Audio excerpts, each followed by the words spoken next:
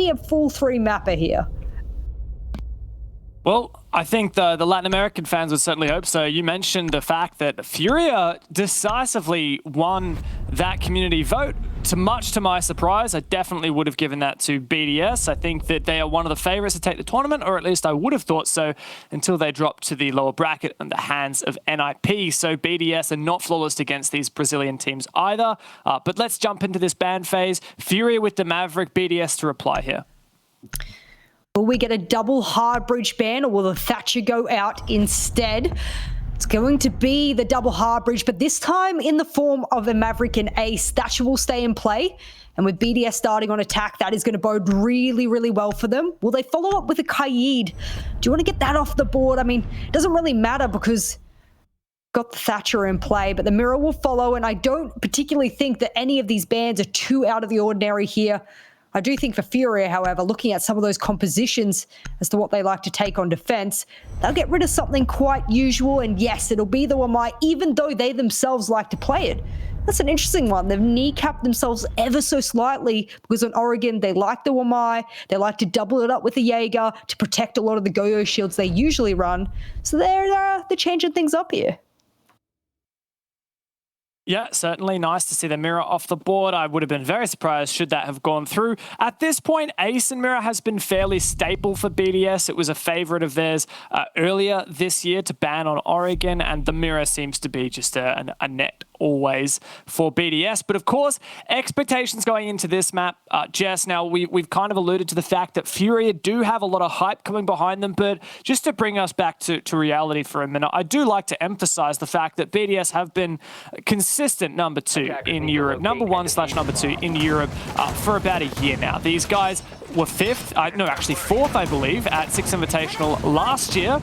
And they're well established as one of the best teams in the world, which is why they were favorites for this tournament. FURIA, on the other hand, look, they qualified through the Latin American Open qualifier, keeping in mind that they were already the 5 best teams from Latin America who had already qualified for Six Invitational. So in a way, FURIA didn't have as much competition to go through in that Open qualifier as a team such as Makers, who had to defeat, I think, 5 EUL teams in order to qualify for SI.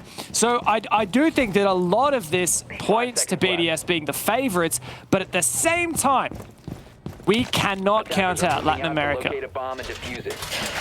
Well, of course, as I said, FURIA likes to run the Goyo. Usually they'll pair it with that Wamai and Jaeger play, but banning the Wamai means they'll only have the Jaeger. And now, as a result, they're going to rely a little bit on these Surya gates and a bit of early aggression as well towards the freezer stairs. Shark goes in nice and early, makes his presence known as the R4C pops around the map, and he'll go towards the freezer door as Fantasy thinks a little bit better of it. There's a double crossfire here towards, so if the hot drone comes down and Shaiko swings, he'll have to hit the nuttiest shots of his life. But for now, it's the quiet before the storm. Yeah, nice little bit of contest here from FURIA. It looks overall like an anchor-centric setup.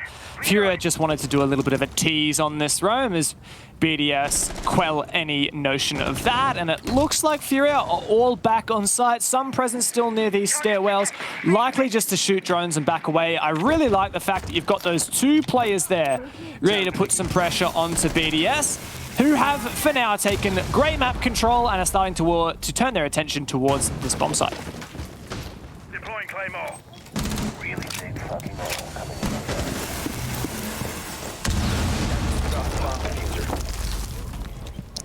Attackers recovered the diffuser. All right, you'll have to excuse me there, James. Had to reconnect in. I'm not sure if you can hear me.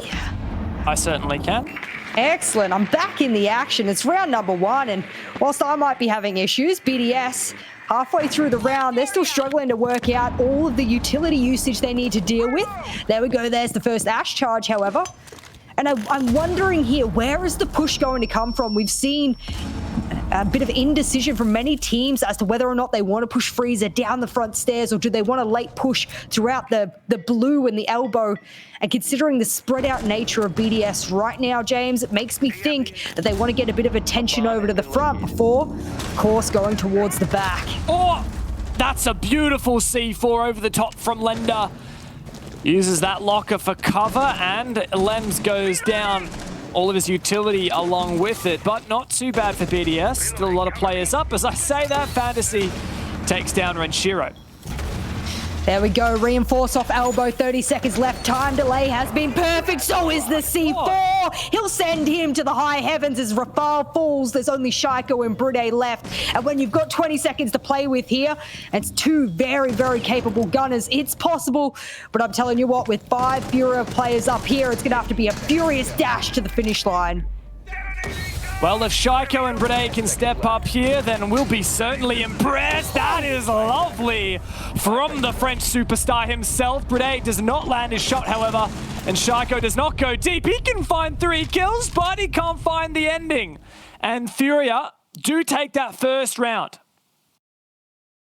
Brilliant bit of hold there from FURIA, and what I liked as well was there was that early aggression. You saw over towards Freeze's stairs. They were willing to take the drones. They were willing to get a crossfire early onto Shaiko should he have aggressed down those stairs. Then they backed on up and they went, you know what, we've wasted enough time. I mean, Elbow got reinforced off at 33 seconds there. That's how much time they were able to waste. And whilst it might be usual for BDS to do a bit of a pinch push on this particular site, my problem with it, James, is that unfortunately you're relying on each and every player on each and every corner of that pinch not failing. And when that does start to crumble, that's when BDS can't put things together. Really good try there from Shaiko. He'll get 3 kills in the very first round and it'll pad the stats. But James, it's only the rounds that really, really matter. Yeah, we can praise Shaiko for the nice aim there, but at the end of the day, he just sat in Freezer and found 3 nice picks because FURIA picked him in an advantage, so no big deal. But this is a meeting setup, see? What are you looking for? Yeah, I mean, like, second site, you expect them possibly to go upstairs. I mean, that usually is the secondary or the primary site for a lot of these teams. And instead, FURIA said, no. We really want to go meeting and kitchen. And if you're wondering whether or not that's statistically based, well, no, not really. They actually really enjoy the top floor. In fact, it has been their primary site to defend almost every time they've played Oregon. Maybe they don't want to seem predictable here. Maybe they don't want to go to a site that's expected by BDS. A little bit of a possible pocket strat coming out here because it's not a site they go to very regularly at all. Yeah, well, I think the logic follows that if you have a slightly higher chance of winning the round when the team is not expecting you to be on this bomb site, then why don't you do it? Like, if you're going to go up to dorms and if you're confident that you're going to win dorms, then, well, you're going to have to go to one of these tertiary sites next round anyway, so may as well step it up and do it early. Alrighty, for BDS, they want this top floor. We've seen this done time and time again during EUL. Anytime they have to take top floor to get that vertical control, Shaiko goes in from Trophy. Sometimes he'll open up that closet wall and make an absolute menace. Fantasy, oh, they won't be expecting this one. Rafale will lose 25 HP as a result. And now they're going to have to be extra careful because this early onset of aggression from FURIA, I think it's taking BDS off guard a little bit here because they know they're going to have to be watching every doorway and be ever vigilant. Oh.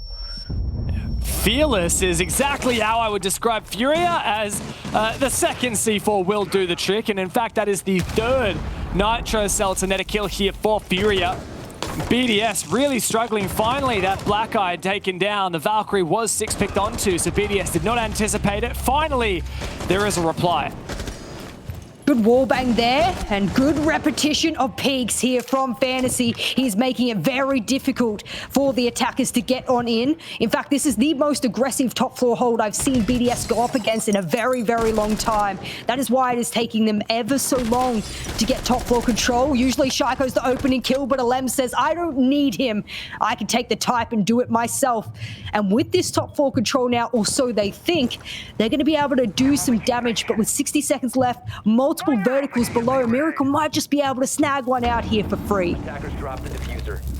But Lender has beat him to the task as Brude goes down. Alem's trying to breach this wall. The EMP will get the job done as another Black Guy dispatched with Lender still on the bomb site, holding down firm. Miracle not far off, and Highs to hold down the meeting bomb site. BDS rely on just 2 players to get this job done with just over 30 seconds left. They've got good information on the site. Red pings galore, and Lender's starting to feel that pressure. But Rafal and Alems will have to rely on themselves to get this done. That's a great pick. No refrag to come through. 21 seconds left, but Highs is in a great position should it not be expected. A couple of pre-fires come out. That's a great 90-degree angle for Miracle. And as Rafal pushes on through, it'll be difficult for him to find this victory against two players. And Miracle shuts him down. FURIA, 2 back-to-back defense wins. Really good defensive holds here from FURIA. I can't pinpoint exactly what it is.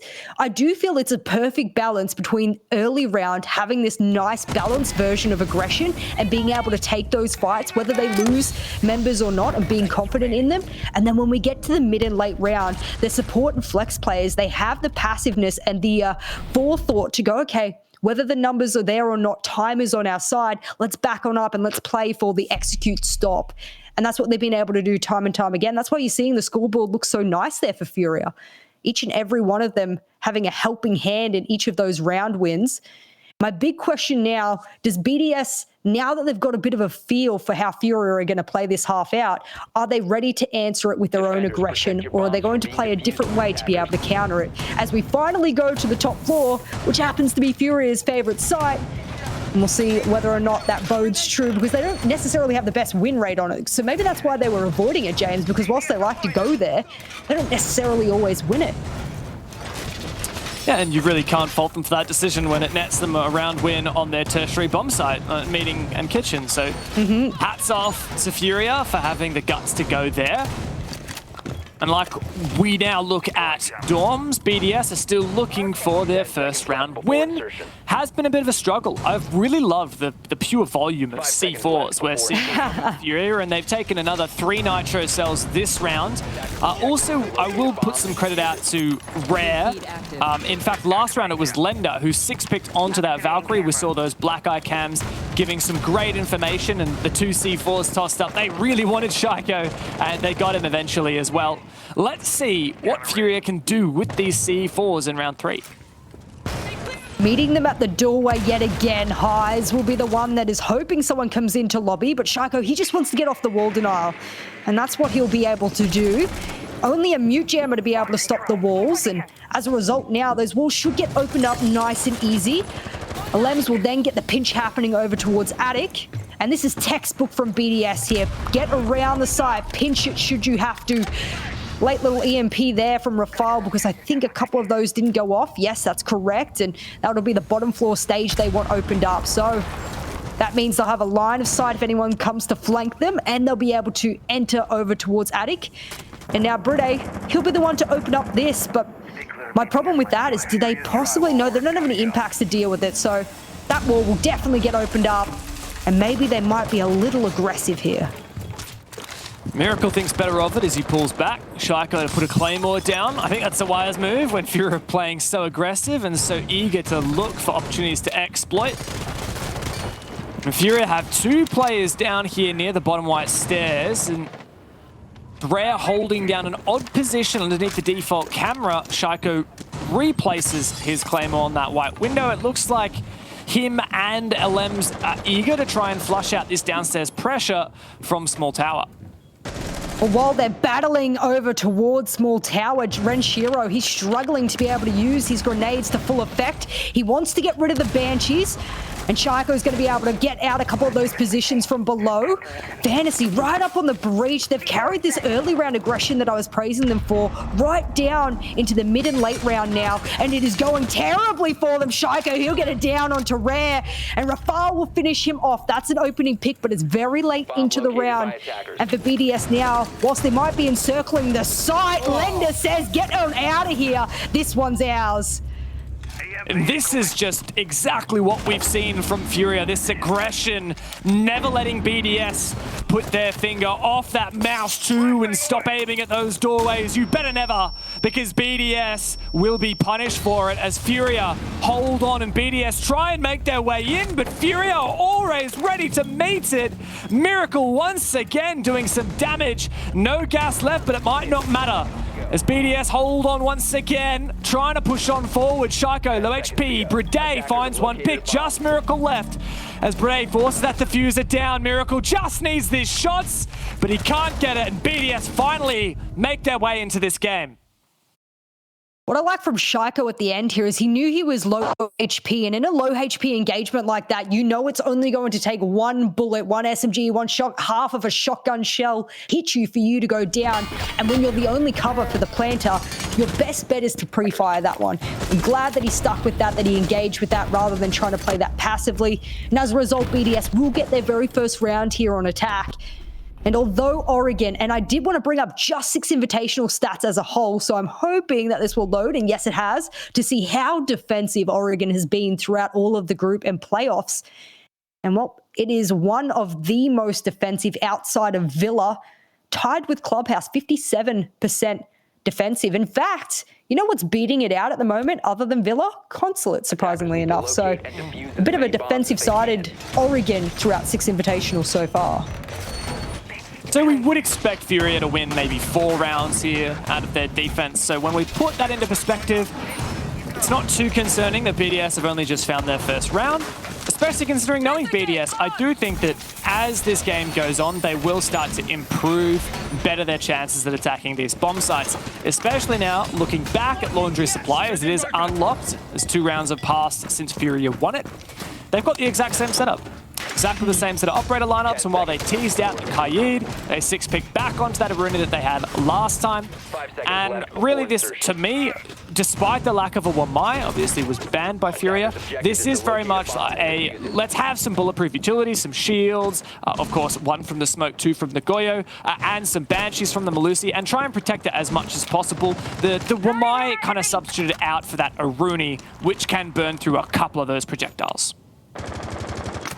Well, I have no doubt we will see some early round aggression yet again from FURIA. There was a bit of drone hunting happening at this start of the action phase. This dual peek onto the freezer stairs, they must be convinced, because Shaiko is known to crouch walk down them, that it will be a problem. That drone will confirm that he will be going up against 2 different members, one with a shotgun, one with a carbine in hand. And if Rare wanted to sneak up behind him, he might be able to get a bit of a freebie. Rare, he's going to shoot out towards the player getting the cam. And whilst Shaiko does have freezer door, he doesn't have much else. So for now, he is stuck in that position as BDS is still caressing their way across the map to try and get initial control, but it's taken them about a whole minute. But I think for now, the problem will be, does Shaiko engage? Does he get this kill? Does he commit? He's heard them run off, and oh no! That's a missed opportunity there, as Miracle will barely get away with his life, and that's the miracle he needed because he still has 3 smoke babes in pocket. I love that timing from BDS. The exothermic from Brede to open up that hatch, and Shaiko perfectly timed that with his peek, knowing that FURIA would run away as that hatch was opened. But now, for the Brazilians, they can sit pretty on site. They don't have too much to worry about. As this time ticks down, every second that passes is a slight advantage towards FURIA, and they still have so much setup on the bomb site that BDS are going to have to deal with. Well, speaking of dealing with it, that's 1 Banshee down, and that means that Renshiro will be able to come down the back stairs when he chooses to. Yet again, the exact same push here from BDS. They want to try and pinch onto the site and possibly get that diffuser down. No one over towards blue just yet, but they did make a late entrance, as we said before. And now it will be up to the fraggers here of BDS to get that initial entry, because no one has been taken down. A lot of these rounds, the opening kill has been quite late into the round. So whether or not it's FURIA's passiveness in the mid and late round, or whether or not it's BDS's ability to just focus on ripping apart the site first, whatever that may be, we're down to 30 seconds now and not a single player has died. Lender's hoping to change that. And here we go. So look at how much utility FURIA still has in pocket, on site, set up. Highs has so much to protect him in freezer. BDS are going to have to collapse Brede to push through elbow. Doesn't going to make a breach there, doesn't have the utility to do so. FURIA fall back onto site, time ticking away. A trade comes through as BDS have to explode, and they have to explode now. 4 players still up. They're dropping like flies though as Rafal and Brede push forward. But you've got to get that diffuser planted before the timer hits midnight. And as a result, FURIA are going to take that round. Just taking way too long to do what they need to do. Unfortunately, if you're a team that wants to be able to pinch the site and attack it from every angle, you got to be fast. Think Oxygen Esports level fast. You have to have that kind of speed and efficiency about you as an attacking team if you want to commit to a push like that. That's why some teams who like to play the tactical game will do a bit more of a one-dimensional push because it takes so long to do. BDS seem like they can't decide what it is they want to be able to do, and by the time they get down the last 30 seconds, it's a Hail Mary onto site, hoping everyone hits their shots, and the plant doesn't even seemingly get close to going down because of it. So for BDS now being 2 rounds deficit, that's something for them to think about as we return to the top floor where there was a couple of good shots, but FURIA, they're just playing the late game really, really well and not overextending. Yeah, and I can't necessarily say the same for their Dorms defense, because while we did see FURIA play aggressive at the start of the round and passive at the end of the round on Laundry, FURIA kept up that constant aggression on their Dorms defense, always eager to pick the breach, swing the double window, and keep pushing that fight to BDS, which I like because it does force BDS to play a bit slower, a bit more cautiously. The downside of that, of course, is every now and then one of those peaks is going to find that you'll lose your head. And that will, of course, give BDS the man advantage. We've seen that a couple times. So FURIA here, they had that meeting bomb site. They've already won, back unlocked again, but have decided to go Dorms regardless, thinking that they can improve upon their weaknesses from last time. Well, for FURIA now, they're looking like they're besting BDS, but it is slightly defender-sided here on Oregon. And as a result, we wouldn't be surprised to see FURIA walk away, you know, dominating the first half to give BDS an opportunity to come back in the second. Not much change happening here for BDS. That's an early entry yet again. Usually we see Shaiko running onto that one. Hot Drone comes out, Red Ping as well. And as there's 2 players engaging this has been the strength of FURIA, is they'll take dual engagements, and that is quite dominating. And as a result, Shaiko, he wants the trade, but Miracle says, I'll clap back in my own fashion. And no matter where these FURIA players are on the map, James, they are seemingly have a buddy system, a tag system, where they might go down, but there's a player right next to them to capitalize. And on top of that, FURIA are winning a lot of their openings there. Surely we would have favored Lems in that engagement, but it is not to be. Rare gets the better of him. And by God, FURIA is bringing the heat here against BDS. This ADS will surely save Lender, indeed it does. BDS left running desperately, trying to find some form of a push, as they do have a breach on the closet wall. Bride, though, is alone to push through. Lender could just toss a C4 over that wall between Trophy and Pig there, and he has it in hand.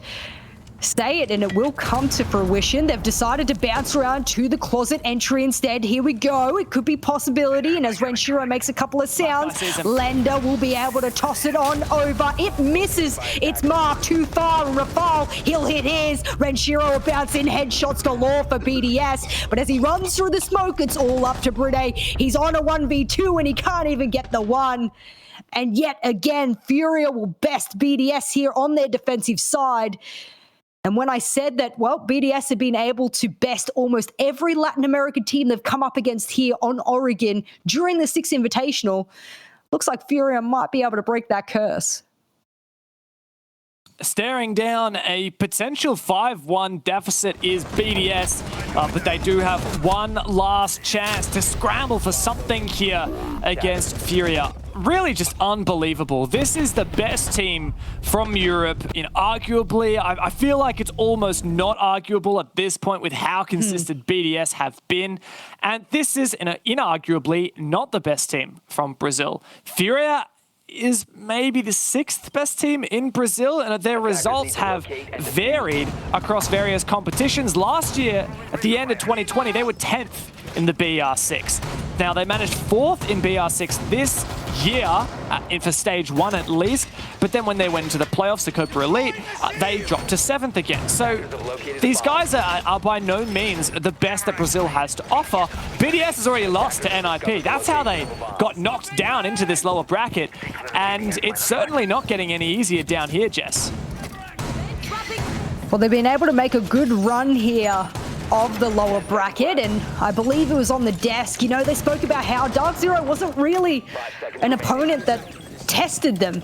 And I thought BDS absolutely would be it, but this is map number 1, and I'm feeling that FURIA is just running away with it so far. I am going to give the benefit of the doubt of them starting on defense, but I also like the fact that they're willing to go to meeting and kitchen consistently over and over, try and get these sites and win them valiantly as well.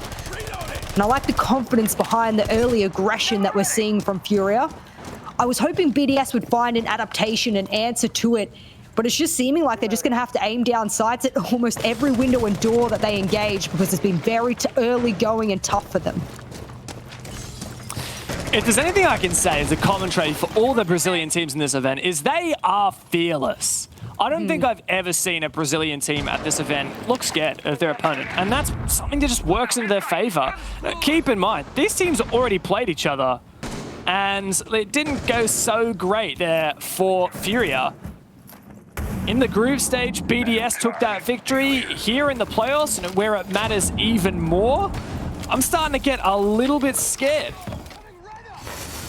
Oh, Renshiro thought better about that grenade there. He heard him back on up, so there won't be a wasted grenade. Fantasy! He'll be able to catch a Lems, and as he drops on down, the drone will catch him, but no one gets the trade-off. And this is the problem, is that FURIA are getting all of these opening kills. It's leading to round wins, and for BDS, with that kind of correlation, they need to be very, very careful. Rare, you're so lucky that that dropped into the ADS, because you were in a line of sight of a big bad grenade. And as this is an early entry here from BDS, my problem is, have they taken stock about what they want to do, or do they just want to enter aggressively? Oh, well, the Smoke Babe will force back some aggression, as will the shot onto Brade. Renshiro swings it anyway, but you don't have Attic. Rafale can trade it out, but BDS once again find themselves in a 2 versus 4. Now, there is time to work with, but not a lot else. And Shaiko is going to have to go massive like we know he can, but Rafale's taking a bit of damage now. And FURIA really, really close here to a 5-1 half. This is BDS's map pick, for goodness sake. Shaiko, you've got to land this shot. You've got to land it right now. And you've got to bring something back for BDS. That's one. Looking for a second now. There it is. Looking for a third in this 2 versus 2. Shaiko will pick up his buddy Highs and Red. Hold on, Shaiko! You are a monster! And now suddenly this 2v4 is a 2v1. Shaiko to start planting. Rafale has to cover Highs on for the peak. Can he land this shot? Rafale with the ACOG. And Highs looking for the angle with the MP5. Finds the first! And Rafale has to hold on so low on HP. But Highs doesn't have all the information he might want. Couple of pings here and there as the bait comes out. Rafale has to deny this. Can he get the line of sight? This was a risk, but he manages to fake it. And Rafale now has a second chance, another opportunity to win out this round and salvage the half for BDS. Highs having to fake it once again. Rafale might have got a Highs gonna stick it. You've got to land the shots. BDS bring back the 2 versus 4, and they have the half 2 rounds to 4.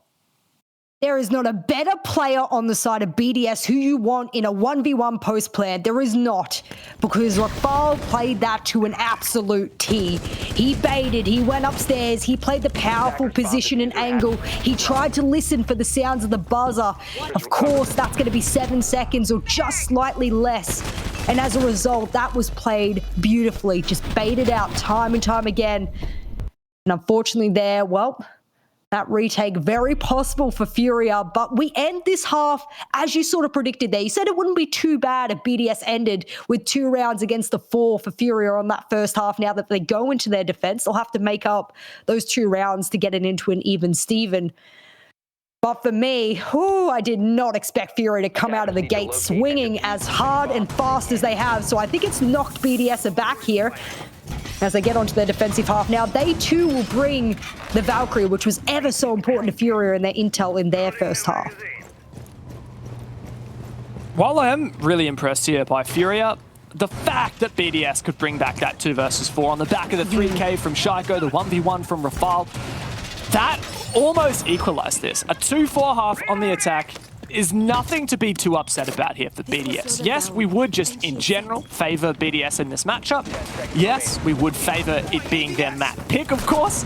But a 2-4, between two evenly balanced teams, I think you'd expect a 2-4 on the attacking side. So BDS can't beat themselves up too much. Still a lot of work ahead of them. They got to get at least 4 rounds of defense here to push this through. But they're very much capable of that. Oh, they'll go to their favorite site. Unlike FURIA, who went to one of their less played bottom floor sites. It's not their favorite. In fact, the top floor was theirs. But for BDS, the bottom floor is by far their favorite site to defend on this map. And they'll set this one as a bit of a lurk roam by the looks of it. An opportunity for BDS to come back to site quite quickly, given this placement of each of these players. Shaiko up the back stairs. Lems has gone back towards the freezer stairs. Oh, Lender will open up above him as well. That's a nice little counter to anyone coming up those freezer stairs. And is he aware of someone in tower? Yes, he is, and it's Renshiro. He needs to be careful, because if someone cuts him off at the bottom of big tower there, he has nowhere to go as he makes his way out. He desperately wants an impact frag or to get some more drones. And with the immense pressure from FURIA here, they're going to have to rotate all the way back to site and play it as a turtle. Yeah, certainly BDS will be relying on a lot of this util they've set up on site. Unlike FURIA, they don't bring the Goyos. They have one less shield, but the Elo will supplement. FURIA also on their attacking side bring a slew of operators that we didn't necessarily see from BDS. Particularly, I'm looking at that Capitao. We've seen some pretty amazing Capitao play so far at SI. Teams like FaZe, really loving what we see from them. And honestly, FURIA, playing in the same region as FaZe, might have picked up a few tricks of the trade of those early executes, of those really precise and calculated, methodical placements of the smokes and the Capitao firebolts. And I would really love to see that from FURIA here. Well, however they plan on using those fire bolts, this is an early one. Is that to get the wall? Yes, it is. A lot of people will mask either the Selmas or those ex-Kairos, and Brune, he'll shoot wildly through it. He'll catch them all somehow, some way, and they'll go yet again. Oh, Fantasy! That's a little bit of a misclick there, and the last smoke will be used to make sure that they get that wall. Nice C4 to only capitalize on about half of the HP. And the big thing here about me is they're committing a lot of the Capitao utility to this wall. Did they get it all off there? I believe they did, which means all of those smokes were wasted. And it also means Rafal has been allowed to survive at Bricks. Fantasy goes for the peak, finds one, traded. That's a great pick from Renshiro, who doubles down with a second kill, and the drop comes through. Here comes the refrag, attempted that flashbang, does not work out for Highs, and BDS starts strong on their defense. It was just a series of unfortunate events there for FURIA, it seemed. I mean, you look back to the last sort of death there in the round, or one of them. He was flashed by his teammate pop dropping from the E-box, and then, of course, players throwing grenades right in front of themselves. I think that was just one of those rounds that you have when things just don't really go to plan. And for FURIA, that means that the gap is slowly dwindling between the rounds that they had collected against BDS on their first half. And all BDS needs to do now is have another pretty good run on the upstairs side, and they'll be able to even away the scoreline, as they are defensive-sided on this map. This map is shown to be defensive-sided throughout Six Invitational groups and playoffs. And that will seemingly continue if these teams keep racking up these defensive rounds. As we go to the upstairs site, which actually, I'm going to be honest here, it's got, let me calculate percentile-wise. Yes, this is the highest win rate site defensively for BDS out of all of the sites that they've ever gone to. Well, there you go. It's a pretty damning stat. Definitely going to be looking to see if BDS can keep up this momentum, but FURIA will do their best to thwart that with a tactical timeout of their own.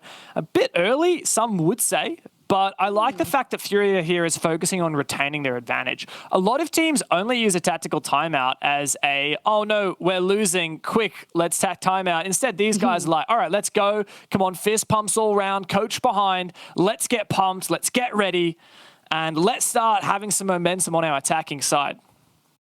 I think they know the mistakes they made on that attack, mind you. Like I said, it was just an unfortunate series of events. I don't think anyone meant for it to happen that way, and I don't think these were big mistakes that can't be fixed in a round or two. I truly don't.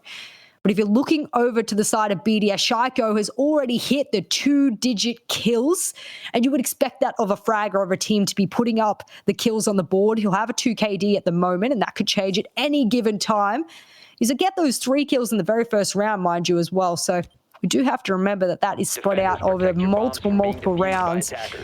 But this top floor, the thing that I like is that Rafal has decided, as the flex support player, that he's going to bring Warden. Why? Because we know that Miracle is very likely to bring the Capitao. It is something that they've been using smokes to block line of sight. And what better way to counter smokes blocking line of sight than to bring a Warden to look straight through it? Yeah, another great thing about that Warden is not only has he got the great MPX with a 1.5 times sight, but also that shield. That does add a second shield to BDS's arsenal. But something we did see on the other side where the 6 pick was highs going from Thatcher to Sledge, that brings more grenades, brings more explosives to clear out these shields. So that's great. Whether that was intentional or not, I doubt it. I think it was just, hey, you know, more explosives never hurts, right? You don't really need the Thatcher on this site because a lot of the wall denial you can clear from below. So I think that was overall quite a good choice here from FURIA. And both teams seeming to read in quite well and adjust their operators using that 6 pick. We'll have 2 ADSs to be able to protect that shield over towards Attic. You saw them replacing it because what needs to happen when a projectile comes towards a shield is those ADSs need to be in direct line of sight of the projectile in order to catch it. So they were just placing that one ever so carefully. I mean, you're at the World Championships, James. Even an inch can change the outcome of a round. That's why you've got to be precise. And speaking about precision, only 1 hard breach on the side of FURIA here. So very interesting choice here, as a lot of teams will opt to bring 2 just in case. Maybe a one-dimensional push through the closet wall. I doubt a rotation will happen here, and if it does, it'll be quite a lot later on. That's a nice little pick there. Good night, sleep tight. And Fantasy, well, he'll put LMs into the dream world as we get into the first half of this round. But that round is slowly ticking away. You mentioned the singular hard breach. I want to note on the fact that there is no hard breach denial whatsoever. No mute, no bandit, no Kaid even, which was of course left unbanned. Probably due to the fact that, you know, that Thatcher was a bit of a threat, so not much point. The other thing is no impact tricking, and Fantasy is going to find a second pushing up the white. It almost doesn't matter at this point. You can analyze this all day, but FURIA can really start to encircle, and the Vultures start to make their presence known. The flank has been read, and Breday signals that there's only 1 player on site. It is Rafal, and FURIA setting themselves up so well. They might go for this right here, right now. They do. And now Breday has to retake a 1v5, a very, very tall order. It's not going to happen. Fantasy, a massive stand-up from him, and a flawless round from the Brazilians. Such a brilliant entry, late round from Fantasy, really was carrying that round from start to finish there. And what I liked about it as well, and I don't think you can really put it on one player because the rest of the players were doing those roles. Look over to the Habana of Rare, making sure the closet wall was getting opened up, making sure things were getting destroyed over towards Trophy. I do think that whilst there was a lot of, hey, look over here, look at the closet wall, look at the trophy door, Fantasy took really good advantage of that and was able to manipulate that to his advantage. And not to say that that's not very impressive. He won multiple of those gunfights, but I feel it's a team effort here from FURIA. They worked out, they took the tack time out. They said, okay, we need to be playing this a little bit smarter, a little bit tighter. And then, I mean, you get a flawless straight after that. That's a nice outcome. It's exactly what you want out of a tactical timeout, isn't it? Yep. So I'm loving that momentum brought back into FURIA's favor. They have looked in control of this game. I feel like he just asked me straight up, block out the scoreboard. Who do you think is playing better? FURIA, hands down. Yep. FURIA has looked like the better team. BDS has had some great moments, but if you take away that 1 round where Shaiko got a crazy 3K, Rafal got the 1v1 clutch, because rounds like that, you know, you can't rely on them. They're on the knife's edge. You just kind of, you take them when you get them. You're like, thank you, but I hope that doesn't happen again. And you take that away, and this would have been a 6-2 for FURIA right now. Like, that is bonkers to think. Well, if you're wondering whether or not they've brought the Clash to be able to adapt to the furiousness of FURIA here, not really. Rafal has been seen playing Clash on these exact stairs multiple times before. It's part of one of their usual strategies on the top floor. And that is something that FURIA are going to have to pick apart here. They've got the Capital to work with. That is a direct counter for the Clash. No Zofia, however, so that is their only opportunity if they want to take a long-range engagement with the Clash here. But that's going to be a thought for later, as the early round will be them clearing below. Fantasy had an excellent time going up white last time, and as a result, you can see most of the BDS players will avoid him for now. You talked about counter-stratting. Of course, that comes into it. We've already seen Twister standing behind the FURIA players to coach them, but of course, they also have an analyst, Kizzy, to my knowledge. And FURIA going into this game, BDS is one of the teams that you always study. Like when you're known as one of the best teams in the world, everyone's looking at you. It's the curse of being at the top. And so FURIA surely understands BDS better than BDS understands FURIA. I am absolutely certain of that.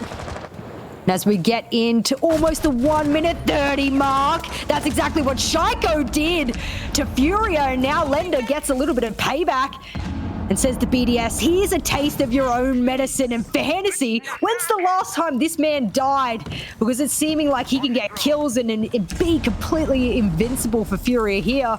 They're making such good work with so much time. It's like these Latin American players on attack just want to speed run the map. And there we go. There's an answer back. There's still a lot of time yet to play with. Yeah, and how much longer can Shaiko sit safely behind this shield with the utility we see from FURIA? That said, all the nades now gone. So this is starting to be a bit grim. We also have some Banshees still surviving. So for FURIA here, they're starting to hit a brick wall. They might have that numbers advantage, but there's such a strong setup that BDS have. Rafal is trapped now. He goes for the 360, does not work. And that is White Stairs control for FURIA. This is big now for the Brazilians, but so is that from Shaiko. He's been a shining light for the French, and him and Brede once again will have to step up, as FURIA have just 3 players left. Pre-fire through the smoke, but Brede is met with fire of his own. Shaiko, the last man standing, he can't ace up. And FURIA somehow take match points on BDS's map pick. Incredible scenes here. I cannot believe that Europe's best hope, and as someone who is commentating the European League and has watched BDS for the past more than a year, I said from the very beginning, going in to the Six Invitational, that if BDS plays with the same dominance they have in EU, they can come into the Six Invitational and just absolutely slap people around. Now, I think I underestimated how prepared Latin America was to slap them straight back in return. Incredible scenes here. Fantasy having an absolute game. And for those wondering, is Fantasy usually the carry for the side of FURIA? Nuh-uh. Go look at the group stages. He had a mere 0.81 rating, the worst rated player inside of FURIA by far. His cost was all the way down at 53%, and he was their fragger. His survival was abysmal at 21%. He's come up against BDS and he said, stuff those stats. I'm coming in to prove a point. I'm coming in to prove why I'm one of the biggest fraggers for FURIA.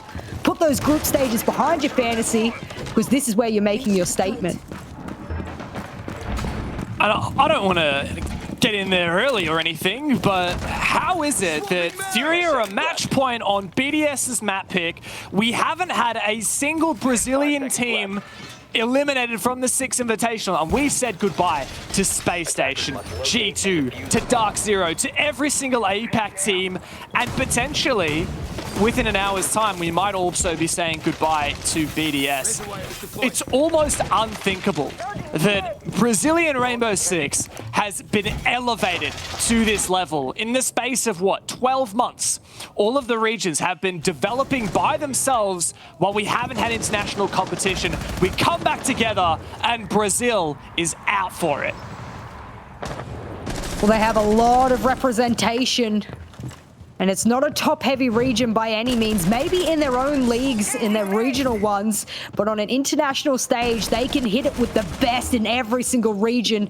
Lender, he'll shift W in onto site. Good read, good game sense. Almost a nice little wall bang there, but he doesn't get a single lick of damage over to BDS while that is capitalized back.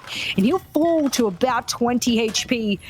And that wasn't a very fruitful engagement there for FURIA, but what it's done is it's made them fall all the way back to site. So you've essentially cleared the roamers in about 60 seconds. Well, that is going to be fruitful for them as they're now able to work on all the hatches, make sure they open everything up here. Some seriously impressive attacks here from FURIA. One more round, and they will win BDS's map pick. It is a laundry supply defense. This is where BDS thrive. This is where they've already won.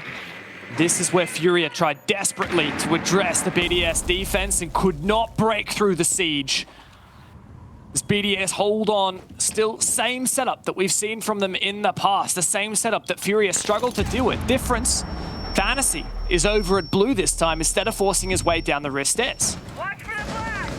That ADS is just a touch too far away from that shield. That's why it's not able to capture what they were looking for there. He'll take a little bit of damage and they'll do exactly what they did last time. Try and get that wall opened up onto Shaiko spot. Not that he's playing there right now. It was Rafal. And as they lose access to that side of the door towards bricks, it means they'll have to back on up. A lot of drones will be raining around as well. Miracle, very lucky he quick peeked that one because his head would have been taken clean off. C4 rains up. Miracle, he took out the crossbow instead and he wants Renshiro's life. And as he hides in the corner from those flashes, Rare will drop down. Rafal will have to save him, and save him he does. Here comes the execute for FURIA. They take control of Pillar, and they suddenly have this man advantage. Rafal, though, massive from him. Finds 2 quick kills with the Scorpion highs. Holds on, but not for long enough. And BDS stay alive here on Oregon. They are holding on with their fingertips here, James. BDS knows that this was their best chance to topple over FURIA on one of their statistically best maps. It is BDS's map pick. We sound like a broken record for a reason, ladies and gentlemen. What's the next map, James? What's FURIA's map pick here, just so I can break it down? Yeah, let me break it down for you. Whilst we have seen BDS go to Clubhouse many a times throughout EUL the past few months, go look towards Clubhouse on their recent stats. And then you can wonder exactly why FURIA have taken it. You go to the best of 3, where they took Ninjas in Pajamas yesterday and they lost 7-4. Latin America knows how to dismantle BDS on Clubhouse, and it's looking like Latin America will also know how to dismantle BDS on Oregon. 2 more rounds though, and we could be into OT. But as we go to meeting and kitchen, we've seen this expertly held from FURIA and expertly taken by BDS. And they'll have to show that they have the strategy needed as Brede makes himself to tier 3. Is he going to put a Surya gate? Interesting. Yeah, that's not a usual one. Yeah. I wonder what the purpose of that is. Maybe we'll speculate later into the round. But this right here is BDS's chance to get back into it. They've lost 2 Dorms defenses already, and so they decide not to give it another crack. Of course, they will if they win this round and stay in this map. They're going to have to either go the dining kitchen side or back to Dorms. But I think kitchen meeting here, this is a smart decision. We saw it from FURIA as well. Subvert the expectation. Change things up. Don't keep banging your head against that wall. Well, Renshiro will be the one that stays up on the tier 3 here. Big thing for me about that Surya gate is that maybe they want to play it early, and that will block any drones from being thrown into that window. It doesn't look like FURIA really care about it at the moment, though. Look at the placement of all of the players. They want to push in through bedroom. They want to get that closet wall opened up. And as BDS have the top 4 control, this looks like bit of a deja vu moment here for me. This is where Shaiko stood when a C4 came raining out because of the black eye above them. They're going to have to be very careful here as there's many mute jammers stopping them from gaining that very important intel they're looking for. But fortunately, though, for FURIA, BDS do not have as much information themselves. No Valkyrie in the lineup. The Mozzie drones maybe, but very unlikely. But speaking of, we do see Brede get into the game, taking down Lender. Fantasy, though, he's been that core fragger, that core step-up player. Miracle finds one. And now looking to push on in through. That's a big kill for Fantasy once again. And suddenly this hold is slipping away for BDS as FURIA have taken the top floor. Oh, great C4. That's a double for the trouble. And as we're halfway through the round, they've also managed to more than half the man count for FURIA. He'll do the fadeaway. He'll pop up that C4. Good use of the C4 there. But the problem is that there's still a heck of a lot of time. And I'm just going to shut my mouth now, James. You know why? Because BDS, they are bringing this round well and squarely into their hands. It's up to Highs be able to bring this back, but in a 1v3 he's got plenty of time to do it. He's got the intel. You can hear the yellow pings going off, but I cannot imagine BDS let this slip from their hands unless they throw 3 unworthy 1v1s straight at Highs. Surely not. Stranger things have happened, but there's no way BDS lose this. High's position given up, though does get some information on the other players. So it was all made possible for BDS thanks to that massive C4. But Highs knows he has a tumultuous task ahead. A 3-way crossfire he would be walking into. Decides to go upstairs, take that diffuser from the cold dead hands of his teammates, and perhaps gamble a drop here through the kitchen hatch. 25 seconds, and surely there's just no way this works out. BDS are holding down the fort nicely, and Highs, sprays through, still can't land the shots. And Rafal will clean that up. We are only a single round away now, Jess, from BDS pushing overtime. Oh, the possibility draws ever more possible as they've been able to close the gap. This happened the moment that the second half ensued. They started to manage to grab those rounds back. We expected it. BDS on defense and FURIA on defense. And worthy opponents of each other here. But this is where it gets really serious, because for FURIA, they've already used their tack time out here. They don't have an opportunity to stop the flow and momentum that BDS has. And a really big game coming out from Fantasy. I mean, the kind of damage you could have gotten if he hadn't gotten a C4. I know that that's a what if, that's a big what if, but he's just been having a game and a half, really redeeming himself after the group stages. And Lender says, I don't need the Ash, I'm going to take the Jackal instead. Been struggling to track down a couple of you as you run around the map. So that's a nice little counter. They'll go upstairs. What I will say though here is, this is Dorms again for BDS. And this has been a real struggle. Like, they've tried the Clash, they've tried no Clash, and no dice either way. It's just not been a great showing here on Dorms for BDS. So while it is starting to look like BDS are picking up some momentum here, they've already played this twice, they've lost it both times, and they weren't super close rounds either. FURIA are very, very strong. They're so good at finding picks here on this site. And we really need to see something change here for BDS. They can't just keep doing the same things that fail. You do the same thing over and over again, it doesn't work. That's the definition of insanity right there. Well, if you guys are wondering how they were able to dismantle Rafal on the Clash last time they pushed this, they actually flashed on over towards him, put a flame on that door to his right so that he couldn't go back to site from double window, and then someone pushed up through his zaps. He tried the 360, and he failed. And that is a counter, not that I've never seen before, but is a very high tier level counter to the Clash and that particular position. So you can tell that FURIA have studied BDS. They know how to deal with it. And yet again, Fantasy will make his way in through Showers corridor. We've seen him do this time and time again. And Lender, he wants in on the party. He wants a bit of a pinch push. It'll only be the Clash there for now, and a Banshee as well. Prince, that's the mute. Spotted out. Oh, Lender. I don't think on the other side, Alems was aware that that was where Lender was coming from. His position tracked. Also a drone on the position. This could be the 17th kill for Fantasy, but nope. Does not go the correct direction. And Alems still holding down in security. But FURIA have made good progress elsewhere. And Lender's used his second scan to spot out one of those players on site. This Clash getting quite aggressive down the bottom of the stairs, but Lender has no util to clear out that Banshee. This is getting quite difficult. That Banshee's been really handy, but guess what's even more handy? The Gone. And of course, there we go, the swing and the SMG-11. The fire rate is just too good. Rafal wants to help out, but he does more damage than he does help. And now he's going to have to be able to help me out more, but as more of the BDS players swing and try and use the Clash as a free moving mirror, it works well against them. And Rafal on a lick of HP A tiny bit of splash damage will be enough to take him down. And this is match point for FURIA. They've got a man advantage here, sub 60 seconds, but they've made work of the time that they've had. Whether or not BDS wins this will come down to the remaining players of Shaiko, Brede, and Rafal. Some serious 1vx players in there, but you don't want to do it when you're staring down the barrel of match point. Oh, and when Rafal is 2 HP to his name and there's a Capitao on the board with 2 Firebolts still in the crossbow, I mean, BDS better hope for a miracle here because they've got some coming straight for him. There he goes, burns in the flames, and suddenly it's on BDS. Shaiko and Brede once again in a 2 versus 3 to hold on here.